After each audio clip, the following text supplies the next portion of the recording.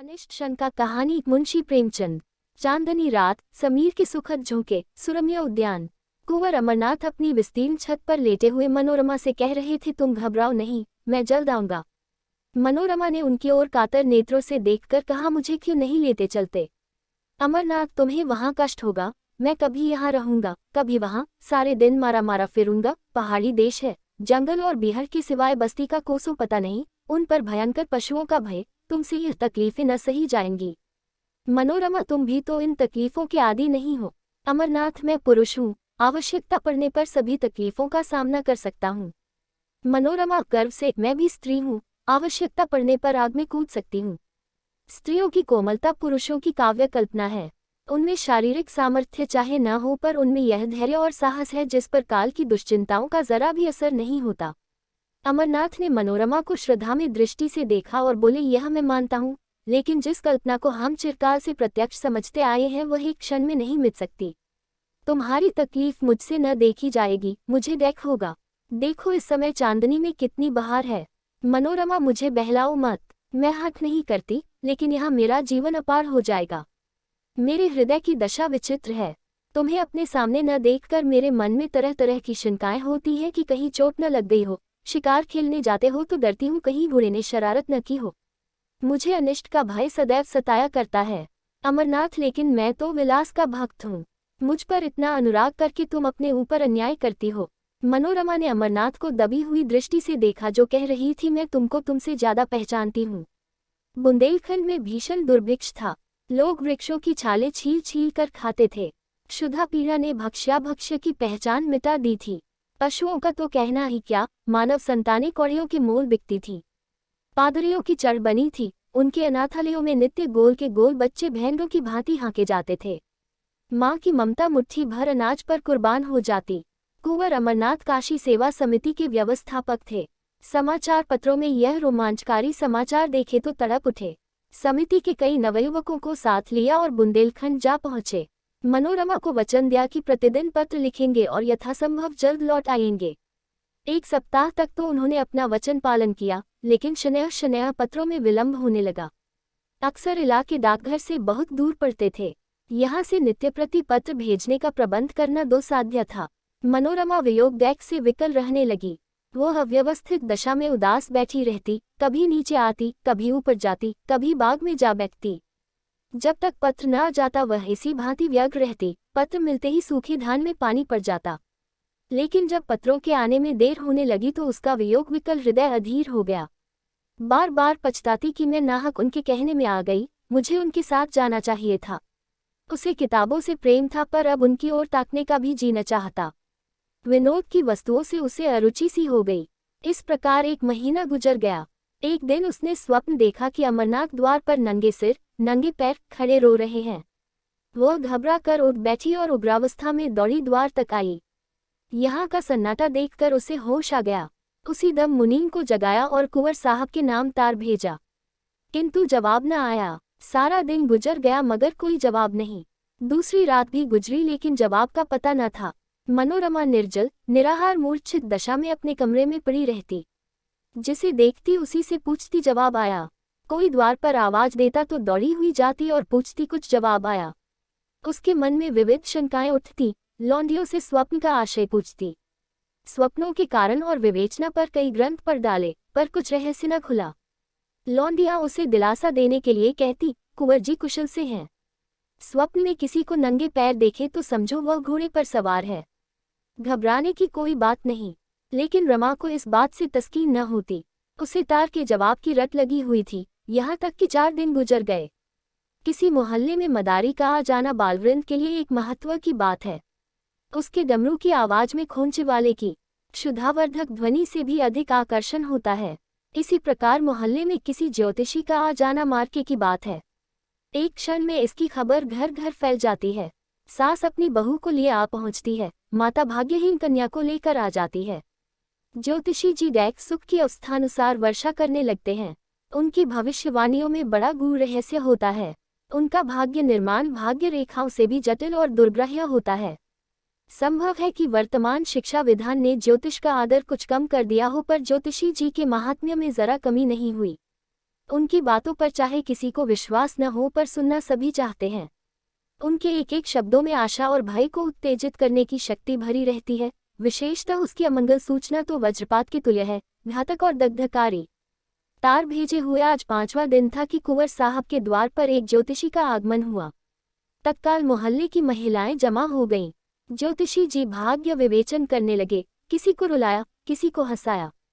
मनोरमा को खबर मिली, उन्हें तुरंत अंदर बुला भेजा और स्वप्न का आशय पूछा। ज्योतिषी जी ने इधर उधर देखा, पन्ने के पन्ने उल्टे, उंगलियों पर कुछ गिना, पर कुछ निश्चय न कर सके कि क्या उत्तर देना चाहिए। बोले, क्या सरकार ने यह स्वप्न देखा है? मनोरमा बोली, नहीं, मेरी एक सखी ने देखा है। मैं कहती हूँ यह मंगल सूचक है। वह कहती है मंगल में है। आप इसकी क्या विवेचना करते हैं? ज्योतिषी जी फिर बगले झांकने लगे। उन्हें अमरनाथ की यात्रा का हाल न मालूम था और न इतनी मोहलत ही मिली थी कि यहाँ आने के पूर्व वह अवस्था ज्ञान प्राप्त कर लेते जो अनुमान के साथ मिलकर जनता में ज्योतिष के नाम से प्रसिद्ध है। जो प्रश्न पूछा था उसका भी कुछ सूत्र सूचक उत्तर न मिला। निराश होकर मनोरमा के समर्थन करने ही में अपना कल्याण देखा। बोले, सरकार जो कहती है वही सत्य है। यह स्वप्न अमंगल सूचक है। मनोरमा खड़ी सितार के तार की भांति थर थर कांपने लगी। ज्योतिषी जी ने उस अमंगल का उद्घाटन करते हुए कहा, उनके पति पर कोई महान संकट आने वाला है। उनका घर नाश हो जाएगा, वह देश विदेश मारे मारे फिरेंगे। मनोरमा ने दीवार का सहारा लेकर कहा, भगवान मेरी रक्षा करो, और मूर्छित होकर जमीन पर गिर पड़ी। ज्योतिषी जी अब चेते, समझ गए कि बड़ा धोखा खाया। आश्वासन देने लगे, आप कुछ चिंता न करें, मैं उस संकट का निवारण कर सकता हूँ। मुझे एक बकरा, कुछ लोग और कच्चा धागा मंगा दें। जब कुंवर जी के यहाँ से कुशल समाचार आ जाए तो जो दक्षिणा चाहे दे दें। काम कठिन है पर भगवान की दया से असाध्य नहीं है। सरकार देखिए, मुझे बड़े बड़े हाकिमों ने सर्टिफिकेट दिए हैं। अभी डिप्टी साहब की कन्या बीमार थी, डॉक्टरों ने जवाब दे दिया था। मैंने यंत्र दिया, बैठे बैठे आंखें खुल गईं। कल की बात है, सेठ चंदुलाल के यहाँ से रोकड़ की एक थैली उड़ गई थी। कुछ पता न चलता था। मैंने सगुन विचारा और बात की बात में चोर पकड़ लिया। उनके मुनीम का काम था, थैली ज्यों की त्यों निकल आई। ज्योतिषी जी तो अपनी सिद्धियों की सराहना कर रहे थे और मनोरमा अचेत पड़ी हुई थी। अकस्मात वह उठ बैठी, मुनीम को बुलाकर कहा, यात्रा की तैयारी करो, मैं शाम की गाड़ी से बुंदेलखंड जाऊंगी। मनोरमा ने स्टेशन पर आकर अमरनाथ को तार दिया, मैं आ रही हूँ। उनके अंतिम पत्र से ज्ञात हुआ था कि वह कबरई में है। कबरई का टिकट लिया, लेकिन कई दिनों से जागरण कर रही थी। गाड़ी पर बैठते ही नींद आ गई और नींद आते ही अनिष्ट शंका ने एक भीषण स्वप्न का रूप धारण कर लिया।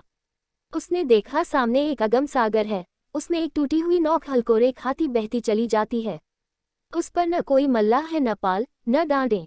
तरंगे उसे कभी ऊपर ले जाती हैं, कभी नीचे। सहसा उस पर एक मनुष्य दृष्टिगोचर हुआ। यह अमरनाथ थे, नंगे सिर, नंगे पैर, आंखों से आंसू बहाते हुए। मनोरमा थर थर कांप रही थी। जान पड़ता था नौक अब डूबी और अब डूबी। उसने जोर से चीख मारी और जाग पड़ी।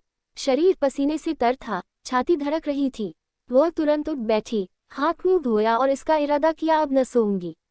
हाँ, कितना भयावह दृश्य था। परम पिता, अब तुम्हारा ही भरोसा है, उनकी रक्षा करो। उसने खिड़की से सिर निकालकर देखा, आकाश पर तारागण दौड़ रहे थे। घड़ी देखी, 12 बजे थे। उसको आश्चर्य हुआ, मैं इतनी देर तक सोई, अभी तो एक झपकी भी पूरी न होने पाई। उसने एक पुस्तक उठा ली और विचारों को एकाग्र कर पढ़ने लगी। इतने में प्रयाग आ पहुंचा। गाड़ी बदली, उसने फिर किताब खोली और उच्च स्वर से पढ़ने लगी। लेकिन कई दिनों की जगी आंखें इच्छा के अधीन नहीं होती। बैठे बैठे झपकियां लेने लगी, आंखें बंद हो गईं और एक दूसरा दृश्य सामने उपस्थित हो गया। उसने देखा, आकाश से मिला हुआ एक पर्वत शिखर है। उसके ऊपर के वृक्ष छोटे छोटे पौधों के सदृश दिखाई देते हैं। श्यामवर्ण घटाएं छाई हुई हैं। बिजली इतने जोर से कड़कती है कि कान के पर्दे फटे जाते हैं। कभी यहाँ गिरती है, कभी वहाँ। शिखर पर एक मनुष्य नंगे सिर बैठा हुआ है। उसकी आंखों का अश्रु प्रवाह साफ दिख रहा है। मनोरमा दहल उठी। यह अमरनाथ थे। वो पर्वत शिखर से उतरना चाहते थे, लेकिन मार्ग न मिलता था। भय से उनका मुखवर्ण शून्य हो रहा था। अकस्मात एक बार बिजली का भयंकर नाद सुनाई दिया। एक ज्वाला सी दिखाई दी और अमरनाथ अदृश्य हो गए। मनोरमा ने फिर चीख मारी और जाग पड़ी। उसका हृदय बांसों उछल रहा था, मस्तिष्क चक्कर खाता था। जागते ही उसकी आंखों में जल प्रवाह होने लगा। वो उठ खड़ी हुई और कर जोड़कर ईश्वर से विनय करने लगी, ईश्वर, मुझे ऐसे बुरे बुरे स्वप्न दिखाई दे रहे हैं, न जाने उन पर क्या बीत रही है। तुम दीनों के बंधु हो, मुझ पर दया करो। मुझे धन और संपत्ति की इच्छा नहीं, मैं झोपड़ी में खुश रहूंगी, मैं केवल उनकी शुभकामना रखती हूँ। मेरी इतनी प्रार्थना स्वीकार करो। वो फिर अपनी जगह पर बैठ गई। अरुणोदय की मनोरम छटा और शीतल सुखद समीर ने उसे आकर्षित कर लिया। उसे संतोष हुआ, किसी तरह रात कट गई, अब तो नींद न आएगी।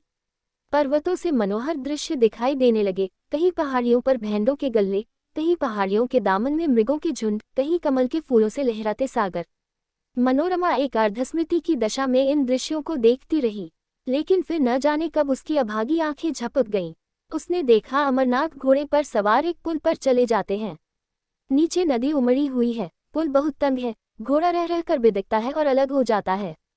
मनोरमा के हाथ पांव फूल गए।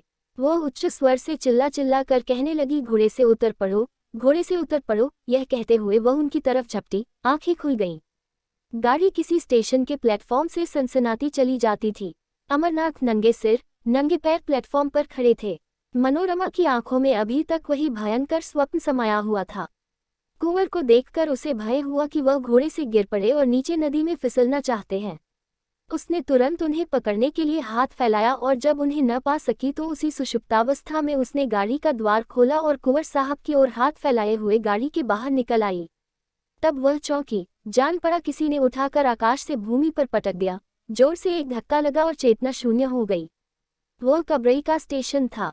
अमरनाथ तार पाकर स्टेशन पर आए थे, मगर यह डाक थी, वहां न ठहरती थी। मनोरमा को हाथ फैलाए गाड़ी से गिरते देखकर वह हाँ हाँ करते हुए लपके, लेकिन कर्मलेख पूरा हो चुका था। मनोरमा प्रेमवेदी पर बलिदान हो चुकी थी। इसके तीसरे दिन वह नंगे सिर नंगे पैर भग्न हृदय घर पहुंचे। मनोरमा का स्वप्न सच्चा हुआ। उस प्रेमविहीन स्थान में अब कौन रहता। उन्होंने अपनी संपूर्ण संपत्ति काशी सेवा समिति को प्रदान कर दी और अब नंगे सिर नंगे पैर विरक्त दशा में देश विदेश घूमते रहते हैं। ज्योतिषी जी की विवेचना भी चरितार्थ हो गई।